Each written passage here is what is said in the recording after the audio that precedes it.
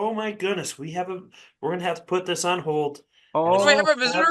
We have a visitor. I have to use the bathroom while you watch her. I will watch her.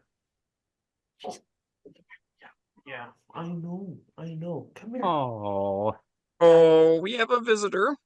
The newest track packer, Riley Rae. And we go from Troy Schill to the next racing person. Oh my god, the thing is disgusting. There's a giant ass spider. There's a giant ass spider. There's a giant. It's like that show, And Big she Ass literally Spider.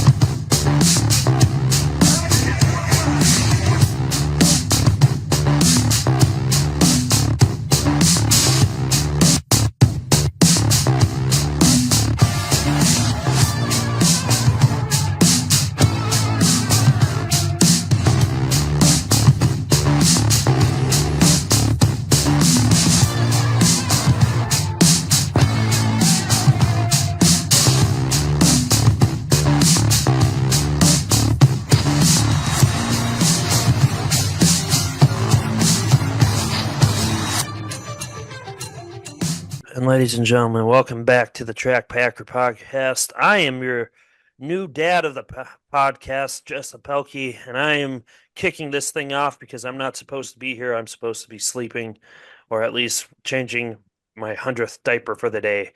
So, Mason, let's get this show going. We have no format.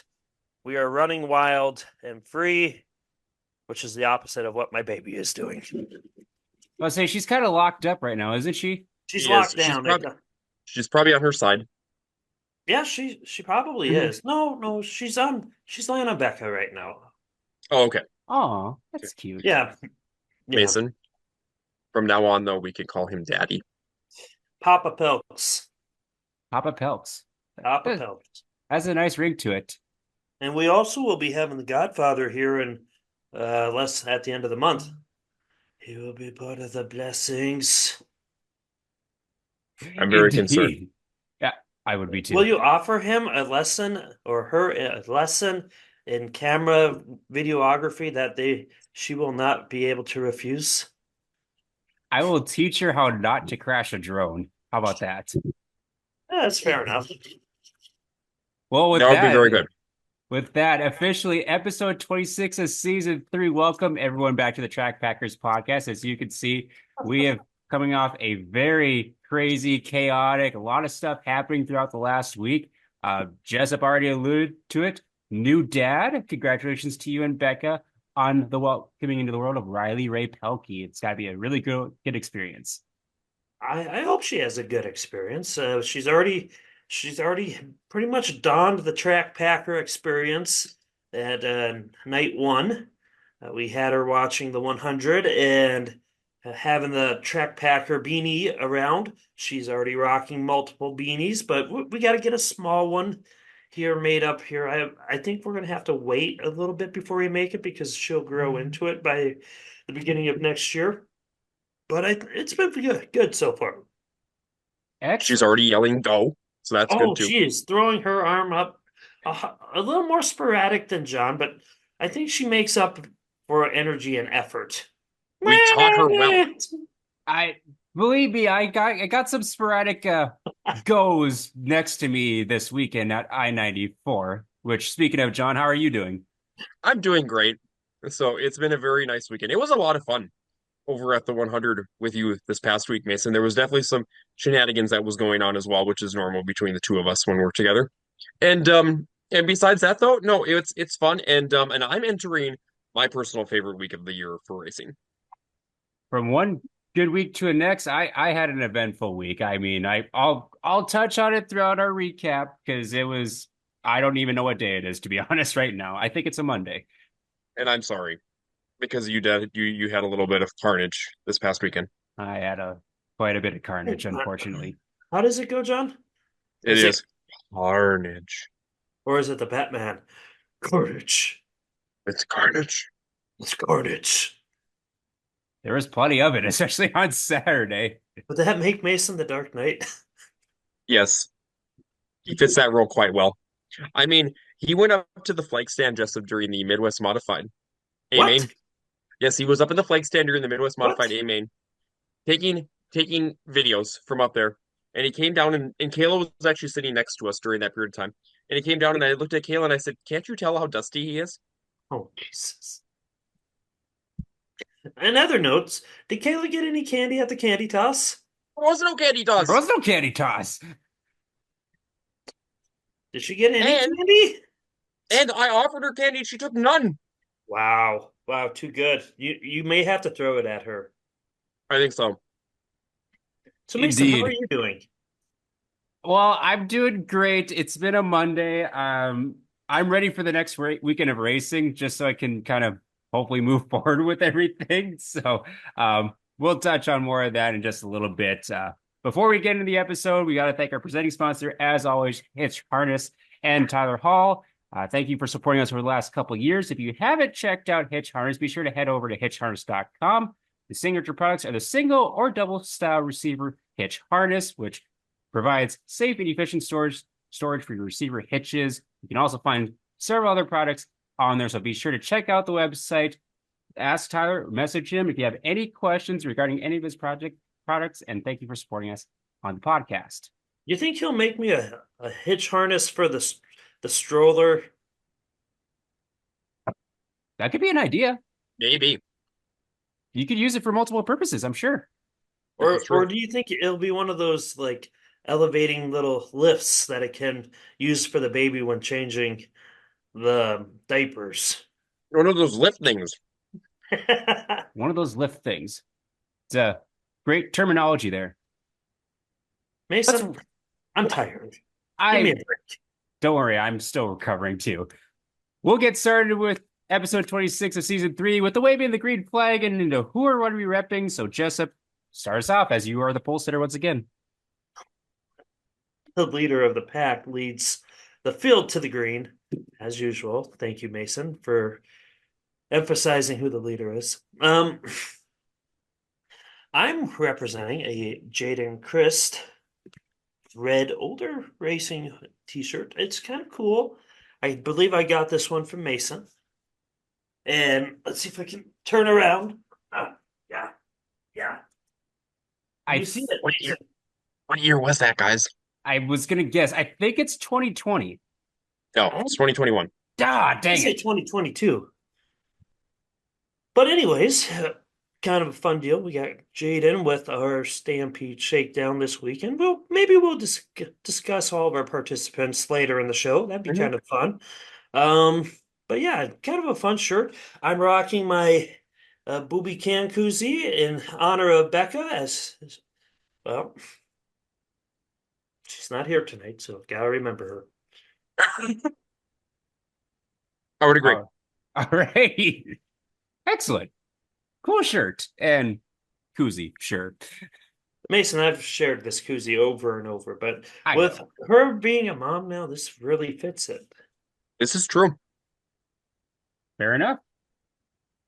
Well, for the hat, I'm repping Jamestown Speedway. That was such a great transition. I know it was. Smooth. And for my hat, maybe it was John's turn. Well, no, I was next in the lineup, and then it's John. John is our Oh. closer. Oh, John's Yes. the closer. Mhm. He's taking the rear of the field. Yep. Repping Jamestown Speedway for the hat. Got a WISSOTA koozie. So one of those that doesn't have a bottom to it. So that's a little Oh, different. interesting. Yeah, it's a little different. At least it That's fits. kind of fun. I like that. Yeah. So that fits. And then for the shirt, I am repping, we'll touch on this quite a bit, the 52nd annual Stock Car Stampede from Jamestown. I like this shirt because it's got like the nice retro looking bars underneath the Stampede. And it's a nice simple shirt. This one does not have the names on the back. And so So is that what makes it retro? Is just the bars? If you add bars to anything, it's retro. well, and you have to have like the red, orange, and yellow colors because it kind of reminds me like a VHS tape or kind of like those. Oh, I like that old Mopar look to it. Yeah. Mm-hmm. Well, and I like this shirt a lot because, like, even though the shirts with the names on the back are cool, it kind of gets itchy. True. This We is true. bought our shirts at the same time. Right. We'll Yes. probably do it again this year too. Yes, Jessup was actually smart and bought a shirt right away. He You know, did. He did not miss out one on his time size. I try to be nice and not take mine right away because I was under the understanding there's one put aside and poof, gone. Gone are the days. It was just, it flew away with the wind. Yep. But I got a cheeseburger out of the deal. Well, that's good. Yeah, it's pretty. That's a good trade-off. I'm still remembering that cheeseburger to this day It was probably the best cheeseburger he ever had. on that night.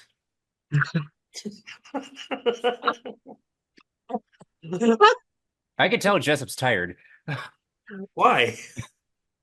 John, who are you repping? Well, Mason, we are very much twinning, except I am repping the 52nd annual Jamestown Stock Car Stampede name shirt, the ones that have the names on the back end. So it's got McDonald's car on the front of it. So that part's pretty cool. And then it's got the names of all the past champions on the back. So this That's weekend not is the the chicken 53rd nugget annual. buggy. No, it is not. You said the McDonald's car. So yeah, Jack McDonald's car's on the front of it. I know, I'm done. So I'm tired. it's okay, Jessup, and it's not a mod, so it's okay too. So, but Well, what would it be, John? Would it be a late model? yes, Because technically it would be. But now, in today's standards, it would be a hobby stock yeah, Yeah. that's not wrong too. or a Yes, bomber. you're 100% right. Yep, or a late model like Sportsman. That's what it used to be called even back in the day too. So yeah, but no, I'm repping this with all the names on the back, and this weekend is the 53rd annual Stock Car Stampede in Jamestown. Coming up that quick. It's that time of year already. And so that is what we are repping for episode 26. I believe Jessup has some things in store for the Hot Sauce Hot Memory Rewind, and we will give a shout out to Isaac Hot Sauce Sondrol, who is also a new dad, if you hadn't heard already. Congratulations to the Sondrols with, I believe it was, oh gosh, still terrible with names. This is tough because I've had like four of my friends just have kids, and so I'm confusing all the names. Wow, Mason is not good with names. I'm surprised he's able to get names right at the racetrack. I know it's a struggle some days, but anyways, congratulations to the Sondros once again. If you see Isaac at all during the remainder of the race season or heading into the off season, be sure to congratulate him and tell him hi. One of the nicest guys to talk to. He's been announcing a little bit. Racing got cut short, unfortunately, but we hope to see him back behind the wheel stronger than ever in 2025. So thank you, Isaac, for supporting us on the podcast. And Mason, it was Harrison. Harrison James Sondrol. Harrison James. That's a good name. That's cool. Is it That's a Harrison good name. Burden? Harrison Ford? Probably going to be a better driver than Harrison Burke. Hey, he won. He got in. It's kind of like Riley's probably going to be Riley Pelkey is going to be a better driver than Riley Herbst. This probably is true. What do you So, have for the Hot Sauce Hot Memory Rewind? I have all of these. Oh, geez. All right. Let's go through all of them. Yes. All right. We're going to start with the first one. Remember, folks, you got to name the year and the driver. All of these will be coming from the same year. So let's kick it off. Parcel Erickson. Mason? I have no idea. Well, this is Troy Schill. There's no way I would have guessed I would have that. never guessed that. Like, never guessed that. You like how I read off the name that was on the card? I do. Yeah. It did. I looked at it. It was the first one I saw. I'm like, okay, let's just see what this is. And it's like I had no idea who it was. So I was like, I'm just going to read that off. Troy Schill. I'm like, John is never getting this one. Mason isn't going to be in the ballpark. And boom. So that's the first one. Let's dig here. Let's go a little deeper into Let's this. dig. Yeah, we just came up with a stumper right off the bat. And Yeah. Let's see. Who's this one? Oh, you're not getting this one. try to be fair. Not going to get. Oh, this is kind of a cool one. Let's see. Oh my. Oh, yeah, that's a. Hello. Hi. Oh, we got good news and bad news. Good news. It went away. No. It's disappeared. It's running throughout the house. It's So running this free. was a custom-made T-shirt by one of our viewers, and it says, "John, this changes everything." Oh Which I my think might goodness. be said potentially this weekend at the Jamestown Car Stampede. So All right, Spider, where the hell did you go? Indeed. And actually, he said that multiple times at the WISSOTA 100 too. I did. I was putting on my inner Becca. Yeah, there's a lot of moments that required a Becca line like that. This is true. This How is are very you true. doing, Becca? Are you recovering all right? I'm quite surprised how quickly and well I have recovered from everything, considering they opened me up and sliced me open and pulled her out. So, but yeah, we're both doing good. Riley's a very good and very chill baby, so couldn't ask for a better first time mom experience. Oh, she's so cute. Oh, and she's so tired. Mm-hmm. Mm-hmm. Hey, Becca, I stumped them both. Do you know who Oh, this is? 63. I do not. Don't worry, neither did they. Troy Schill. I had no Wow. idea, Becca. I read off the Wow. side of the car and thought it was Parcel Erickson. But you killed the poisonous spider that's in our house? I think so. The hockey stick went right over the top of it, so either it's got some sweet maneuvering skills or it's dead. Uh-oh. All right, we're moving on. I'll give you a hint. This person still races today. Do they have the same number? I believe so. Mason, I'll give you a hint. This person raced. Pretty sure he raced when you were back over at the Silver 1000, but he did not race at the Silver 1000. I'm trying to understand the gymnastics of that statement. You went to a race, not the Silver 1000, but the race after. I'm pretty sure he was still racing. Oh, okay. Was it a late? Is he in a late model? He is in a late model. Oh gosh. See, this is where I could utilize my little picture database, but unfortunately, that's on my hard drive that's corrupted. I would say you could, but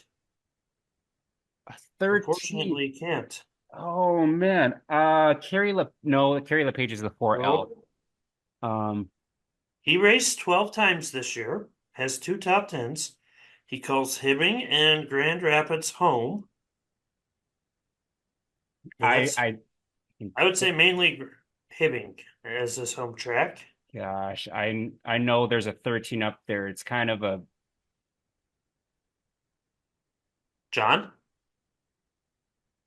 as he's So I'm going off the wall because I'm not sure if I know this one or not. But I am going to say that was it Patrick Kelly? no, you would be incorrect. Patrick drives a 63. 13. We also Gosh. drove a 2 last year. Oh yes, because it's 2, I think, is the USRA limited late. Mason, going once. I can't think of it. This would be none other than Roger Palu. Okay, that's how you pronounce his last name. I didn't know how Hmm. you pronounce it. Yeah, I don't 'cause think I this would have year- got that one, guys. This year he has a blue and black late model, I believe. So that's the next one. Let's dig a little further here. We're just grabbing at random here. This one, I don't even know. This looks kind of cool. It doesn't have a name. Oh, Let's see see who it is. John knows. That's spider one. is that a Vagil? I don't know. I don't know either. 41. Okay, we're going to go to the next person. This one should be easier for everybody. Terry Casey. Very good, John. Glad you knew that one. What year would that be, though? Ooh, that one. You ready? Bye, wee baby Riley. Bye-bye, Bye, Riley. Riley. Becca's told me to go with this one. Don Shaw. Go with this one. Daryl Nelson. This one. 49. Is that Bob Tim? No, it's Terry Roost. Okay, seriously, we'll pick out a. Oh, this is easy. John, you can't pick this one. This is a Mason only one. Joel Kreiderman. Very good, Mason. Did you know he's still racing? I do know he's still racing He'll probably be up at Thunder Bay this weekend. because he's mainly been racing the modified lately, hasn't he? Mm-hmm. Yep. All right, we'll put in for this week the Joel Kreiderman, the Roger Paulo, and the Troy Schill. And Terry Excellent. Kinsey. So I'll send that one over so John can be right. But did you pick the year yet? I think it's 1998. Mason? I want to say like 2000. You guys have split the years. It is 1999. Ooh. So good job this week.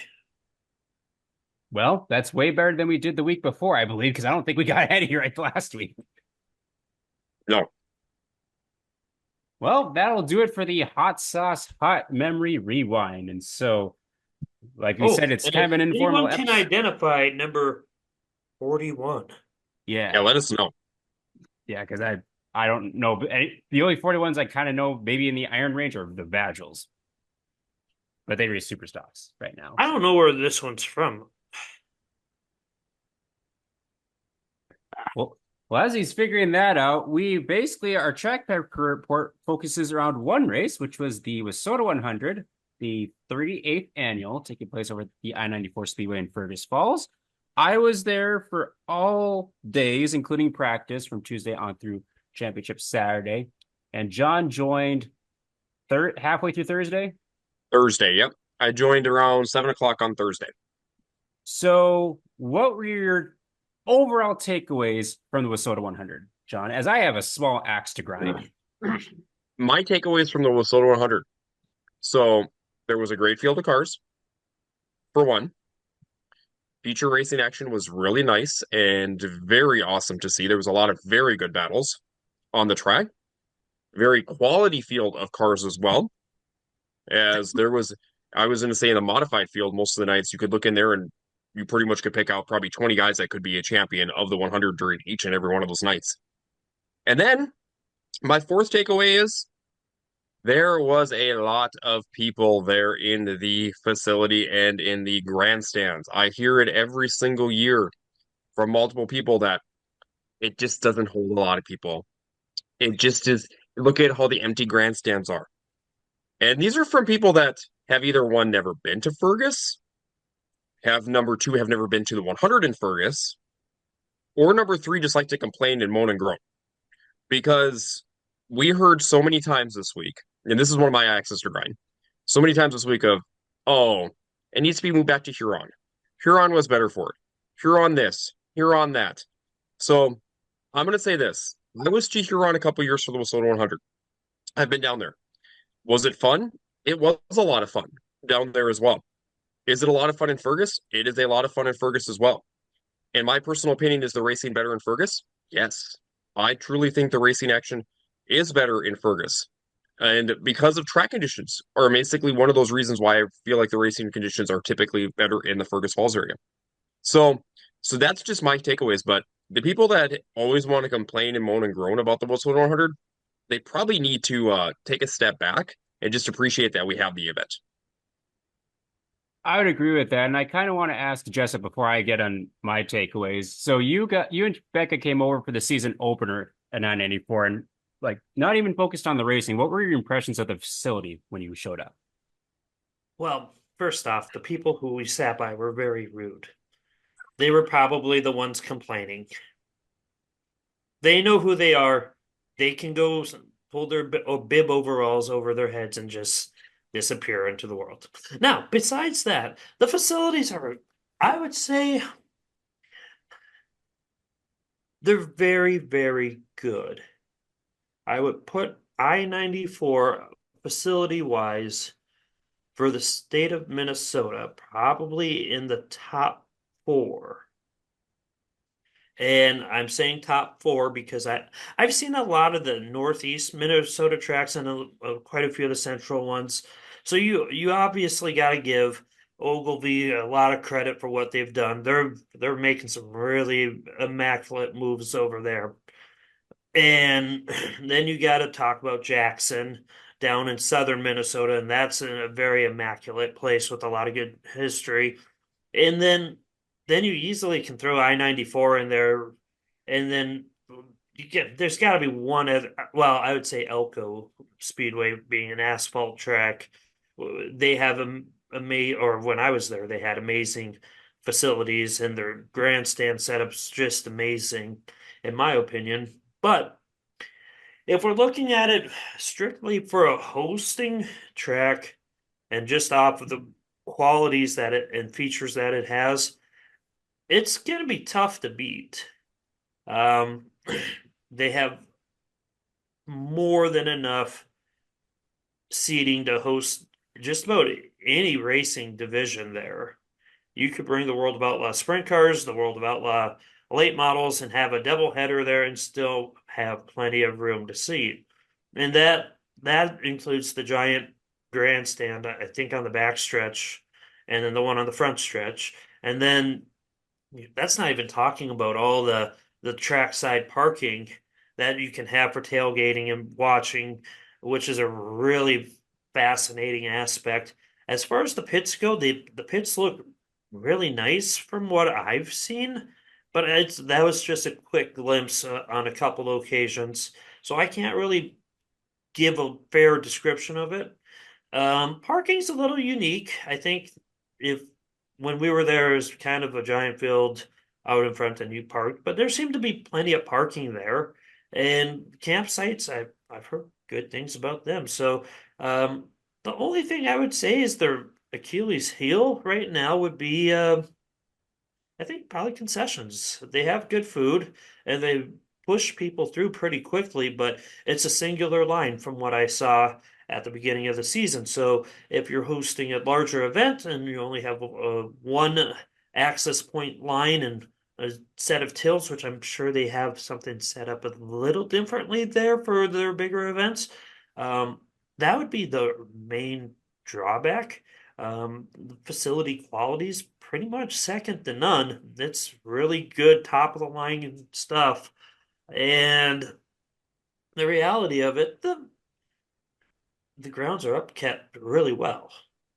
So there's not a whole lot to really gripe about on the facility um, attributes and qualities in itself. It's really good.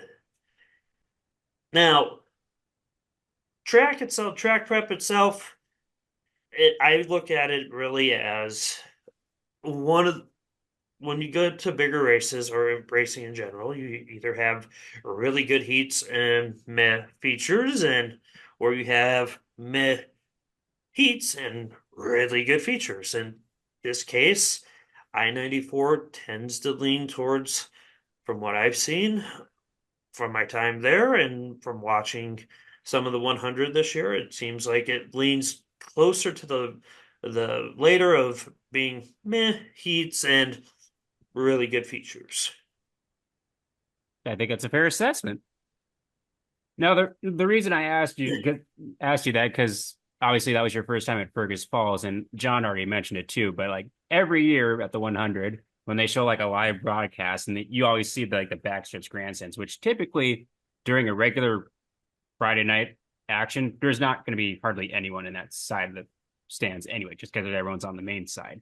And where the live stream camera is, when you look down, you're only going to see the bottom few rows, and everyone's sitting up towards the top, and you can actually stand on that walkway up above those stands. And so you're going to have a lot of people that are going to be sitting higher up because of the way the track's shaped and it's inside of a bowl. So I get so frustrated seeing the comments every single year that's like, oh, there's no fans there. And of course, Wednesday and Thursday aren't always going to be the biggest crowds, although Thursday seemed to be pretty decent, but Friday and Saturday were packed.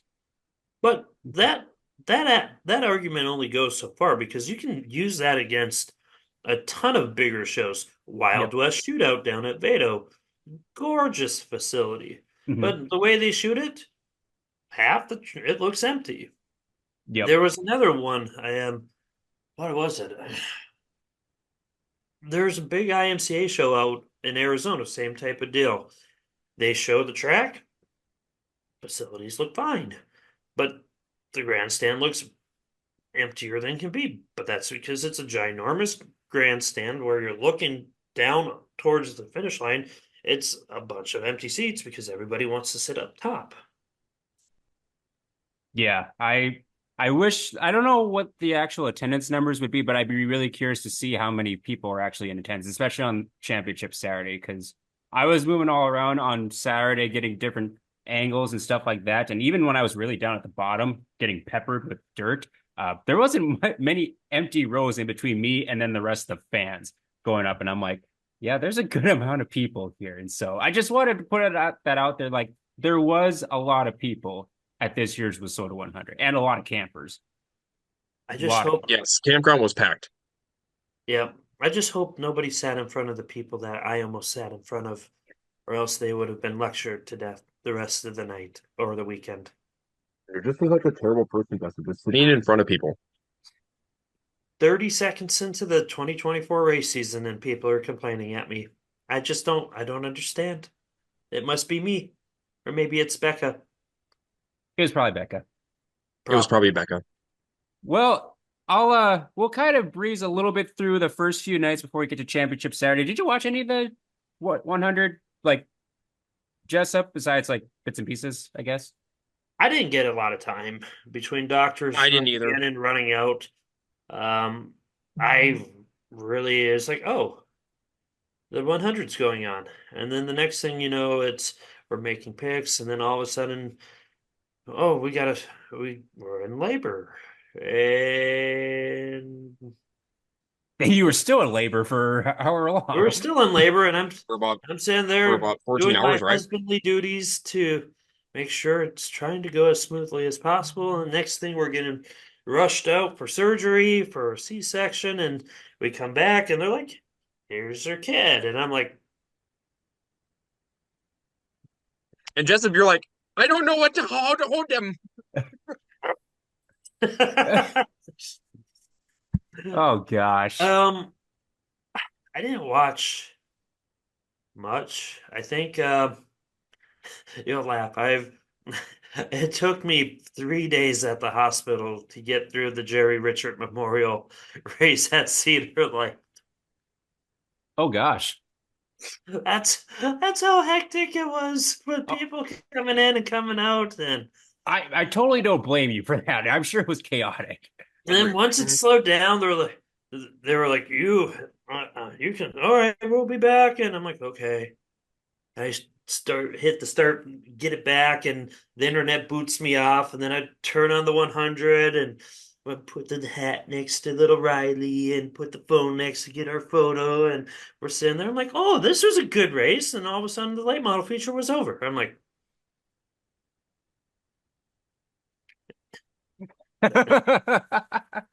Yeah, late models actually had some really good racing this entire weekend.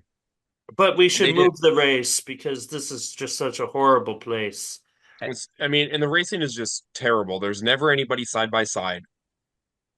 Well, anyways, since I was the only one there on Wednesday, I'll kind of breeze through the qualifying feature winners. We just want to hear the winners, Mason. Yeah, Mason, Not the whole Mason, you do story. qualifying features for Wednesday, Thursday, and Friday, and we'll talk about features on Saturday. You got it. So Wednesday, Challenge Series finale was kind of headlining as well, and it was a big points battle between the 33-1 TPO of Tyler Peterson and the 10 of Cole Searing, with Tyler Peterson leading the points going into that, and that was the final race for them.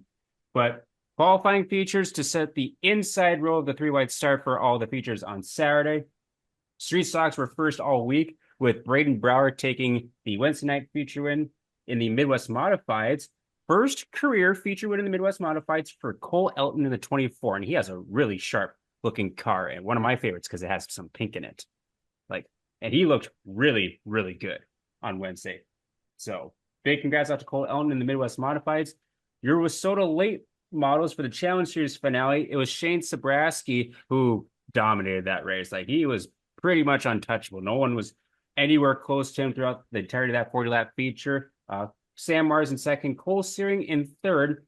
Tyler Peterson struggled in that race, finished ninth, and with the small points gap going in, I believe it was 15 points, and I think the gap 11. at the end was that 11. 11, and I think by 6 points, Cole Searing got the title for the Challenge Series. So I believe that's his second Challenge Series title for Cole Searing.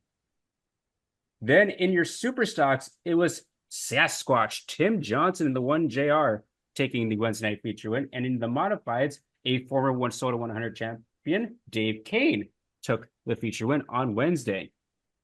So that's at your inside row. Top 8 finishers from each would qualify in or have the option to keep their spot. Touch on that a little bit more later because there's actually a lot of declines from Wednesday night. But Thursday night rolled on in, and with the street stocks once again, it was Jim Gullickson in the 21 machine taking the feature win. So he will be on the outside. These Thursday night features set the outside row. Midwest Modifieds went to the Nightmare Lucas Rodine to get the pole on the outside row. Late models, Lee Gross in the 4J looked really strong all weekend. He got the feature win there. Super stocks, if I can scroll down here. Jordan Hankemeyer in the 11A, another strong runner this season, got the feature win there. And in your modifieds, it was Dan Ebert in the 60 taking the feature win there. Now, I did see this the super stock feature, and then I think there was a caution near the end, and I passed out, and then I kind of figured Hankemeyer was going to win. But that was impressive watching him hit the high side. He was the only one for the majority of it to go high, and then I think Moss went up the Moss. top. Moss went up top and tried to join him, but those two are flying. And Yeah. like, they don't have super stocks there on a regular basis, but they put on some really good races at I-94. And like, when they can bang the cushion like Hankemeyer and Moss were doing, it's fun to watch. Yep. And then Friday night, to set the middle row of the features in the street stocks, it was the Cole 34 Colton Brower taking the win there. And he had transferred in Wednesday and Thursday, but declined a spot both nights to try to get a better starting spot, and it paid off with a feature win on Friday. Midwest Modifieds, it was young Blake Adams in the 40D taking the feature win in front of Nate Rinke in the 71 machine. Late models, what a race. This was a really, really great feature, as you had Kevin Burdick leading, and then at the very last second, we had Mike Grassath, who started 11th in I believe it was caution-free, if I remember correctly, John. Yes. Edged out Kevin Burdick at the line by, I think it was 22 thousandths of a second. Mm-hmm. So Mike Grassath, who only showed up on Friday, he wasn't there Wednesday or Thursday, as his kid had a football game the previous night, and he usually only comes on Friday nights anyways, but he is able to win the feature, and he got to start in the middle row for the Saturday night feature. Super Stocks, a guy that had really tough luck Wednesday and Thursday, Dexton Cook, your national point leader, he got the feature win, so he would start on the front row as well. And then your modifieds, Don Eichens, even after a little bit of a turmoil on one of the restarts, got spun around, but he was able to get the feature win to start on the front row for Saturday night's feature event. And so moving on to Championship Saturday, of course, with kind of the way the week gone, we had a lot of heavy hitters still in those LCQs, and unfortunately, we had some cartage in a few of them. We didn't quite hear you, Jessup. Carnage! We definitely had some of that. I think we had so late models definitely had the most carnage, and the track had a little bit of character at this point, and it wasn't overly rough. It was just the cushion kind of like stopped halfway up the track, and so there was like a ridge halfway up, and so that kind of was creating some havoc. And unfortunately for guys like Corey Seekerson and Dustin Arthur, they had a really tough record. Seekerson on top of Arthur, but thankfully they were both okay. And so LCQs are always interesting to watch because you know that it's their last opportunity And there's usually some shenanigans that happen during that event. But track prep kind of went to work to kind of fix that ridge throughout the last LCQs. And then, of course, before the Parade of Champions came out. So it was actually sundown when the Parade of Champions went out, which I believe is the first time that the Parade of Champions has been under the lights, which is actually kind of cool. So first up, John, was these street stocks, and we had a lot of heavy hitters up at the front of the field for that one. We had a lot of heavy hitters up at the front of the field, and we also had a really good race. They had a caution very early in that race. One thing of note too, and Mason, we didn't touch on it yet, but they moved the start finish line this year for the start of the 3 wide races for the final night. So what they did was, instead of starting them as they came out of turn 4, they actually moved it past the start finish line and did it closer to turn 1. And honestly, it worked out well because we completed a lap in each race before a caution. In previous years, we had only completed, I think, 2 out of the 5 races last year had a lap completed. Before that, so they had to realign it back up, and it was double file after that. So, but that part was kind of nice. But no, it was a really good battle up front between the Brower brothers. And then you had Gullickson right in there too. Gullickson looked really good on his qualifying night. But the driver that was slowly making his way to the front was more Cody Coomer. Cody kind of fell back. He started right in the middle of that second row, and he had kind of fallen back a little bit at the start, and worked his way slowly back up to the front. And he was running the bottom, and most everybody else was kind of up on the high side because they had just redid the track before the street stocks came out with the Parade of Champions, and Cody was making a bid for the lead after a caution with just a few laps remaining. I think there was maybe only Mason, about 5 laps to go somewhere there. And they had a pretty long green flag run in there too. And Ty Agan was making his way up from deeper in the field. Ty started kind of in that right around I believe the 12th to 15th range, somewhere in there. Yep, and Ty had definitely worked his way up to the front. They got together though. Those 2 drivers got together going to the bottom in turns 1 and 2, because they were both making a bid on Colton Brower for the lead. And got together, and both cars were pretty wrecked from that race. They also took out drivers like Justin Vogel was taken out in that wreck as well. I know Cole Gresseth got some damage in that wreck as well. Derek Turner Cole started pretty deep in the field. Derek Turner got damage in that wreck as well, and they were all kind of running right there in the top 8. So that was kind of tough to see for those drivers. So kind of heartbreak for Cody Coomer. But opened the door for Colton. Colton had to hold off Braden, but Braden had, I believe, engine problems. He pulled in kind of right before that final caution came out within the race, and then at the restart, it was basically Colton. Nick Trainer was right there, and so was Gullickson, and it was definitely Colton Brower, who I think, Mason, he led every single lap of that feature race to go home and take home his first ever WISSOTA 100 victory in the street stocks. Yep, and his brother Braden won it a few years back, and so brothers keep getting the WISSOTA 100 over the last few years, so really good for him. Crossing the line in second was Nick Trainer, followed by Jim Gullickson, Jeff Echtel, and Colby Keel. However, unfortunately, Nick Trainer was disqualified in post-race tech, I believe, with mounting location for the rear end, and so real tough, unfortunate break for Nick Trainer. And then 5th place finisher Cole Gresseth started 24th, so moved up 19 positions. So there's definitely a lot of passing, and very good race though for the street stocks, I would say. Yeah, it was Cole moved up 19 spots, and Trey Hess also moved up 19. He started 29th and finished 10th. Yep. And so then next up was your WISSOTA Midwest Modifieds, and had a couple early cautions, but then they had quite a long green flag run to finish that out. I want to say like 20 some laps at least to finish that. Yeah, there wasn't a lot of cautions in that race at all, and it was a battle up front between Lucas Rodin, a past champion of the WISSOTA 100, as well as Matt Scow was right up there, and then the youngster Blake Adams was right there as well. So they kind of put on a show up front in slicing and dicing through lap traffic, and behind them you had really good battles between Cole was right there in the 24 machine. You also had Brennan Wacher defending the WISSOTA 100 champion right there, along with Corey Stork and Nate Reinke. But in the end, it was Lucas Rodin who passed the start-finish line first. Unfortunately, Lucas and Matt were both DQ'd due to a bar angle on their chassis, and both of them were DQ'd from their 1st and 3rd place finishing positions, and that allowed Blake Adams to pick up the WISSOTA 100 win in the WISSOTA Midwest Modifieds. Yeah, and those three, as they were getting through lap traffic, they were slicing and dicing. And they were trying every line they could to try to maneuver through lap traffic as best they could. And it was a really good race.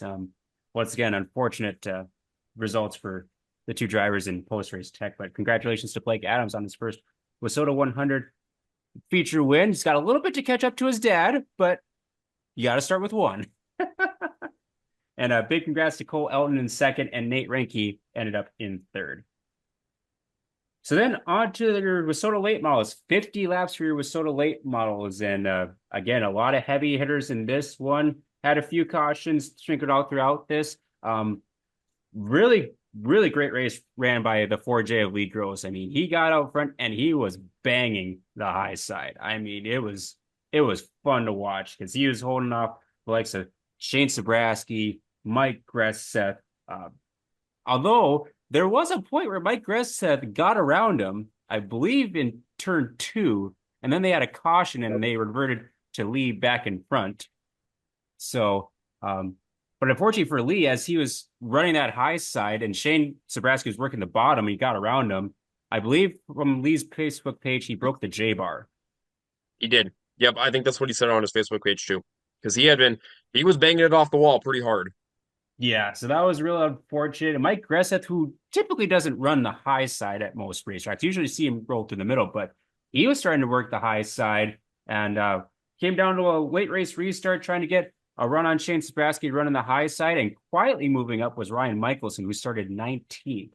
And it was almost 3 wide at the finish, but Shane Sabraski held off but Mike Gresseth and both Ryan Michelson to get his first WISSOTA 100 feature win in the late models. So as he's won in the super stock and also the modified. So congratulations to Shane Sabraski in the 7A. And excellent race in the late models. Like, they put on a great show. That was very, very good race. That was fun to watch because well, I was sitting next to John and like I could anticipate because like Sabraski kind of slid up and forward to kind of take the line away and Gresseth crossed under. Like the whole crowd collectively stood up on the exit when they exited 4. Yep, everybody started to rise. Yeah. It's like, it was a good race when everyone was starting to do that. So then super stocks. We had Dexton Cook and Shane Sabraski up towards the front. Tim Johnson and Jordan Hankemeyer, who actually, I believe, led the first couple laps until he had a part failure and he just darted to the infield a few laps in. I'm like, oh, that sucks. Like, a handful of laps in, deleted the WISSOTA 100, and you have to pull in right away. I'm like that. So that opened the door for Dexton Cook, and I think he probably used every inch of that track trying to figure out which line was the fastest, trying to hold off Sabraski. You had late players like Ryan Kostreba, Austin Niemeyer, just a lot of shuffling. And they, like I said, they were using every inch of that track. But Dexton Cook, who's kind of been a bridesmaid in the WISSOTA 100, got to get to the feature win in there. Shane Sabraski from the 7th starting spot in second, and Ryan Kostreba, who started 16th, ended up in 3rd. So another great race for the WISSOTA Super Stocks at the WISSOTA 100. Any other takeaways that you noticed from that race, John? No, not really, other than it was really nice to see a different, we had some of the heavy hitters in that race that we're used to seeing, right? Dexton Cook, Tim Johnson, Dave Moss, the likes of Shane Sabraski. So a lot of the well-known super stock drivers out there. And then we had some of the drivers like, Ryan Kostreba that was in there, Austin Niemeyer who was in there, and then some of those drivers that were making their way to the front and looked very strong and very nice in that big show feature event with the 40 laps on Saturday. One note on the super stocks: previous WISSOTA 100 winner Dylan Nelson wasn't even in the feature this year. It didn't even make it into the feature. He actually he was about that close to making it in on the final night for qualifying. And then I don't know if something happened to the car or if he decided just to save the car for the remainder of the weekend. But he did not run his last chance race. No, and he actually I believe he qualified on Wednesday and he turned down the spot too. So interesting to see who declines and kind of how it plays out for the rest of the week. And then in your WISSOTA modifieds to cap off the WISSOTA 100, boy, what a great battle. Another long green flag run to see how that played out through lap traffic. And it was former WISSOTA 100 champions Dan Ebert and Landon Atkinson going at it in the 60 and 18A. And Dan Ebert pretty much held control throughout the entirety of that race, but Landon Atkinson was throwing runs at him like every other lap, it seemed like. They actually exchanged the lead with about 2 laps to go through lap traffic. But Dan Ebert was able to hold off Landon Atkinson to claim another feature win at the WISSOTA 100. Atkinson settled for second, and Don Eichens in the 9E settled for third. And so definitely a great way to cap off the weekend. Still had a lot of passing in that race, as well as Zach Johnson going from 17th to 7th, and Jason Tennis 23rd to 12th with very little cautions in that race. And so hats off to the crew at I-84, especially on that Saturday night, because that track started off a little rough. But the feature racing definitely was definitely memorable in all the classes. And so I want to say hats off to everyone involved with the I-94 and WISSOTA for putting on a fun event. And we were finished about, I think, a little before 12:30. Yep, about 12:30. Yep. So not too late of a night. So, but there you have it. That was your WISSOTA 100 recap. I tried to go to Devil's Lake. I was going to try to go to Devil's Lake yesterday, but I was way too exhausted. So I ended up taking like 2 naps, Jessup. You would have been impressed and surprised with me. You could use 2 naps. I'm sure you could. Might just sleep downstairs. Probably wouldn't be the first time that's happened. No. Well, what's upcoming next in the state of North Dakota or around the region, Mr. Dakota Dirt? Did you know, race fans, if you want to check out your one-stop shop for everything in North Dakota racing results, weather forecasts, social media content, and much more, including schedules, you have to check out Dakota Dirt. Again, it is your one-stop shop for everything North Dakota racing related information. Take it away, Mr. Dakota Dirt. We are very far behind, John.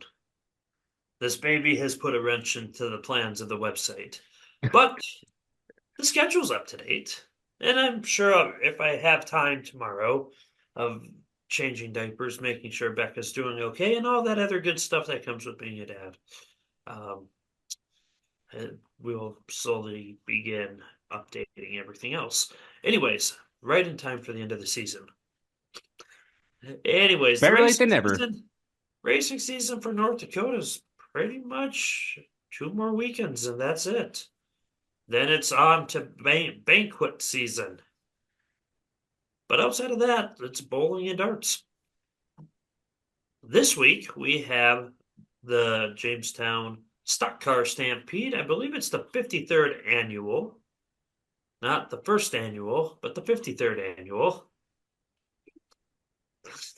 What, Mason? Nothing. Continue. There are 9 different classes. Some people see that as a very good thing. Some people, not so much. But it's a very good thing because the pits will be full. There will be a lot of people out and about in the Jamestown fairgrounds area, and the racetrack will be buzzing with life. It is Mr. Miserable's favorite time of the year. It's basically his Christmas. And yeah, 2 nights of great racing action for this week in North Dakota. And if there's racing elsewhere, I just don't recall. I got your back on this. Is there one at Mason will do the recap across the board at the rest of the neighboring tracks in other states. Oh, you mean the one down at, let's say, Casino? For their, Yes. their Autumn Classic. It is the Autumn Classic, which is a doubleheader show, Mason, down at the Casino Speedway. They will be adding super stocks to enhance the viewing experience for their fans and the drivers in the area with super stocks. Now, in other racing divisions, I believe it's the Piston Cup over at the Granite City Speedway. And yeah. Woo. They got some really cool trophies too. They do have good trophies. I can't take anything away from them for that. However, we got another big money show coming later in the racing season, so not sure why they're adding another one. But it's And we have to give props out to James because he does a lot of work for sponsorship and other items across the board, and he has raised a ton of money, not just for the WISSOTA 100, but for other big events as well, and that's pretty cool. Yep. And then it is the Punky Manor Race of Champions over at the Red Cedar Speedway. And did they back it up for the Dwayne Mader Memorial that weekend too? No, the Dwayne Mader actually, I think, got in this year, didn't it? I can't remember. It's been I think it did. a big summer for me. I think it did. I was thinking, oh no, I think that's next Thursday that the rescheduled Silver 1000's taking place. That Yes. Oh, let's See, Jessup, we have a road trip in mind. let's go. We're not even gonna go to Dakota Speedway. We're going west. We're going east. I guess We're I'm going going to be, west. I'm going We to be, could go west too. I'm going to be solo over at Dakota Speedway then, from the sounds of it. Isn't it the Hample Memorial out at Big Sky this weekend as well? It is. Yes. They got a couple nights out there, it looks like. They have just started to post their confirmed late model drivers. It looks like Vernon Hill will be out there. And who else, Jessup? I don't know. I honestly haven't had a chance to really look further out Ray west. Pack Jr. is running Jeremy Castro's late model. Really? Mhm. Oh, that's cool. See, Sheridan, Wyoming is also having, it looks like a double header on Friday and Saturday. What are they having? Tell me, They- Mason. They have quite a few classes. Rocky Mountain Hardtops, Street Stocks, Sport Compacts, Modifieds, WISSOTA Mod 4s, and WISSOTA Midwest Modifieds. 6 classes. So that's... Anyways, moving on, Mason. Don't forget, River Cities has their all sprint car finale. I thought that was last week. Nope, they have another one this week. Oh, that's right. And they actually... Oh. Go ahead, Mason. I was going to say, they actually had weather kind of come in and ruin their last Friday. So I believe they had double NOSA features last Friday, but I think they maybe only got one of them in. So they may have double features again. I'm not sure. Yeah, there's definitely a lot of racing taking place still this weekend. And we've had abnormally warm weather over the last week and a It half. should be nice this weekend. It should cool down to more seasonable temperatures. It won't be quite Stampede cold weather, but it'll cool down, which will feel nice. I don't want to hear that. I want warm so I can just get through the weekend without passing out at the camera. I was do you want warm or do you want hot? Because you sound like Becca if you want hot. No, You got to I be don't like want Becca. cold. I want want warm hot. nights, not cold. Because you would have enjoyed the weekend. Well, I mean, it was windy at the 100 too, but it was still pretty warm there. Which also played a factor in why the track was the way it was, because it was hot and windy. Mm-hmm. Really windy. Yeah. So, but that is what's upcoming this weekend around the region for racing. A lot of options to take place, and hopefully you are able to take one of those races in as a fan. We will display the white flag and get to our wins of the week if any of us have any prepared, and give a shout out to the real deal Brody Carlsrud, the B1 IMCA stock car, who I don't believe raced this weekend, but he is planning on coming over to the stock car Stampede in Jamestown, so we'll be able to see him live and in person. Go check out his Facebook page, Brody Carlsrud B1 Racing, and check out his podcast, The Real Deal with B1, as he starts to wind the season down. He still has quite a few races, I think, on his schedule. So thank you so much, Brody, for the support on the podcast. Brody did race this past weekend over at the North Central Speedway in Brainerd on That's Saturday right. and got second. I forgot that they had because they added a few extra races in. That was one of their added races. I forgot about that. It's interesting. Anyways, Okay, so wins of the week. I'm gonna have to think of mine on the fly. So, what did you two want to go first? Go ahead. Okay, well, I'm going to go with my first win of the week, and I'm going to give my win over to Shane Sabraski, who was the winner in the late model, rookie in the late model division, picked up the big WISSOTA 100 win in a great feature battle over there, was runner-up in the super stock. In Victory Lane, he had mentioned that his super stock was kind of bogging down coming out of each one of the turns, so he was kind of confused on that a little bit he said it just didn't seem like it was running right. And then, unfortunately, he had some bad luck in the mod all weekend. So he was third on Friday night for the qualifier. He was supposed to start on the pole on Thursday and broke before they even took a lap in the qualifying feature. Oh, that's right. Yeah.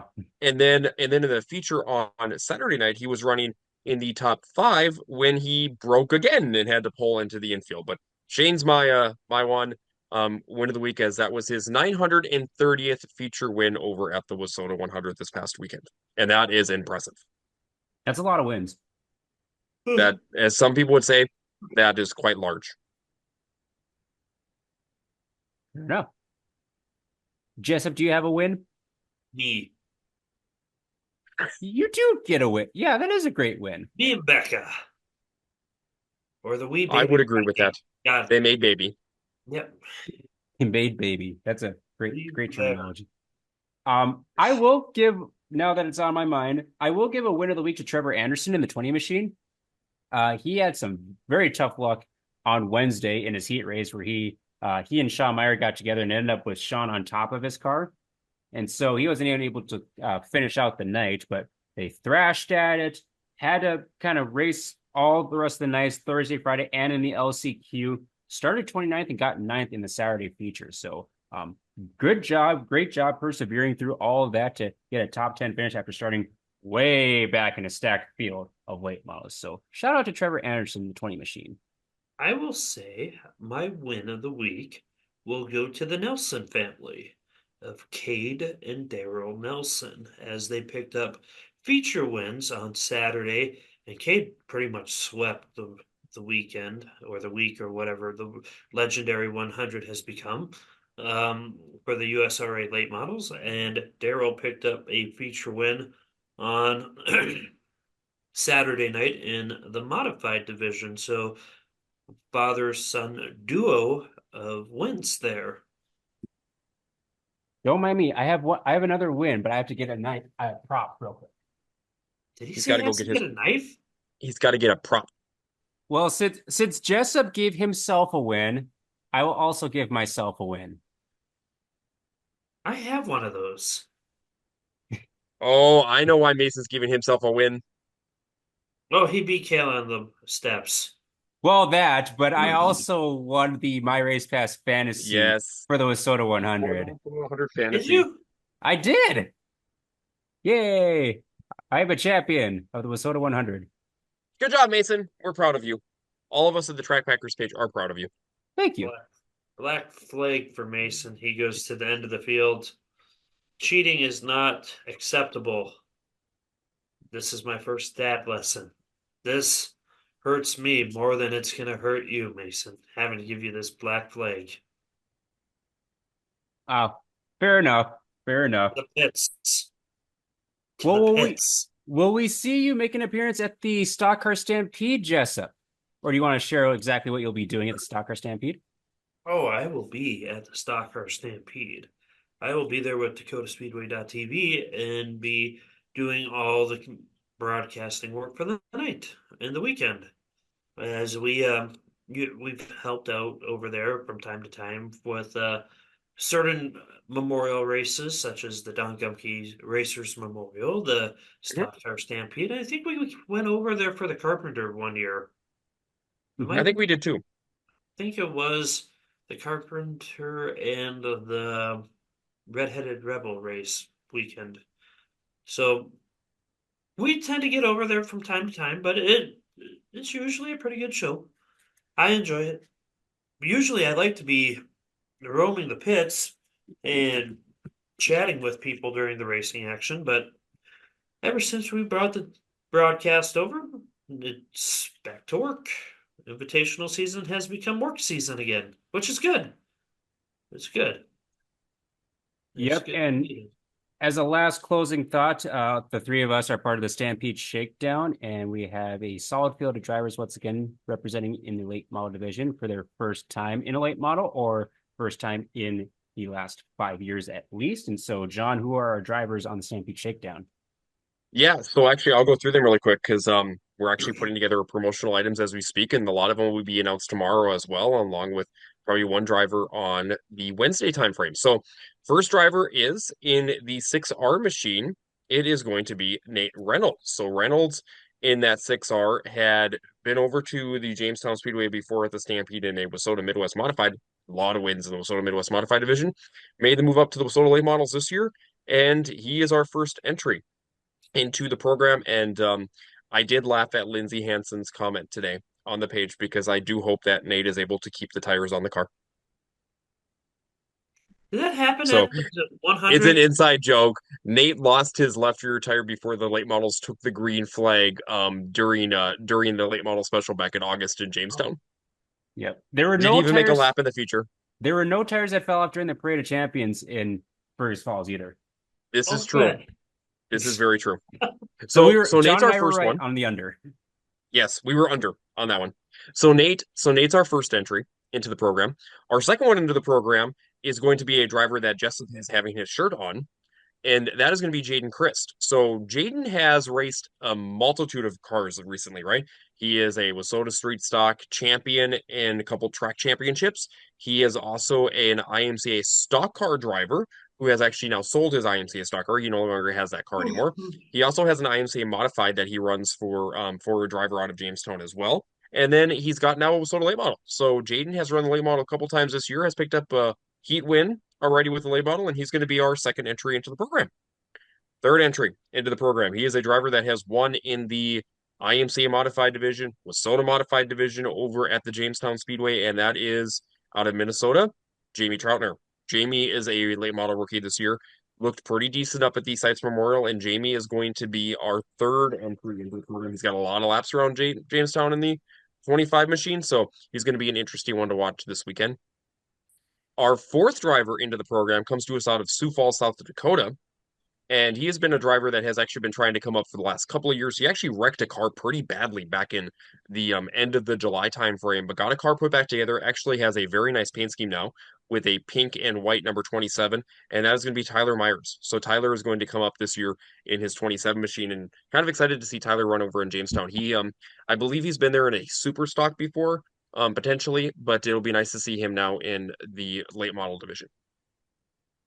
Our fifth entry into the program is a driver that is very accomplished in the NX Legends division, as well as the IMCA stock cars. He's getting his feet wet in that division too, and that is Colin Compson, the young driver out of Valley City. He's going to be running a late model over there at the stock car Stampede, as he kind of one of those front runners in the Legends wherever he goes, but especially in Jamestown. He's kind of got that track figured out from the Jamestown side, so we'll get to see Colin in a WISSOTA late model this year at the stock car Stampede. And our final entry into the program, this was a pretty exciting one for us as well this year, is it's going to be the other half of the Donnie Schatz racing crew. So last year, we had Amelia join us for the Shakedown in her WISSOTA late model. This year, we have Layla joining us in her 15 WISSOTA late model out of the Fargo area. The sisters ran over at the Sites Memorial in their late models and looked very good over there during those 62 field car shows, and especially with so Layla's still getting her feet wet in the late model. She doesn't have nearly as many shows in late model as Amelia has so far, but Amelia in particular, she actually almost qualified for the Sites Memorial feature event. She did qualify for the WISSOTA 100 feature event. Unfortunately, she broke her steering, I think, about on lap 10 and slowed up on turns 3 and 4 by the wall. But both sisters will be in Jamestown, and Layla will be part of our program for 2024. Yes. So excited to see those 6 drivers join the late model field, and we should have a pretty stellar field of late models because there's been quite a few around the area, and just based on the car counts from the 100 and the Sites Memorial, should have another solid field as well in Jamestown. So that's where you'll find the 3 of us. I believe Becca's staying home, I'd assume. That's a safe She'll watch. bet. She'll watch on DakotaSpeedway.tv. You probably will. I wonder if she'll check in. Oh yes, Maybe we'll have to announce that she's watching from home. Who's gonna run the prize wheel? Or the kids So, wheel? well, that will be me on Friday. do we really want a miserable guy running the prize wheel though? So, I mean, you've seen me run it before. I mean, I'll have my trusty assistant down there with me. So, yes, that is the person that is wearing the Jamestown Speedway hat. He'll be down there look with at me you, helping Mason. out. Ooh, me? So, Now just so with remember, don't put the people behind the poles. Yes. Every Yes. year every time we go to Jamestown, it got better at the Gumpke Grumpy? Memorial. But we kept pulling the winners right behind the pole, and then it's always fun between that's like the two greatest difficulties of broadcasting at Jamestown is they like to put the winners right behind the beams and the poles, the pillars at the of the grandstand. So you just zoom in on a pole.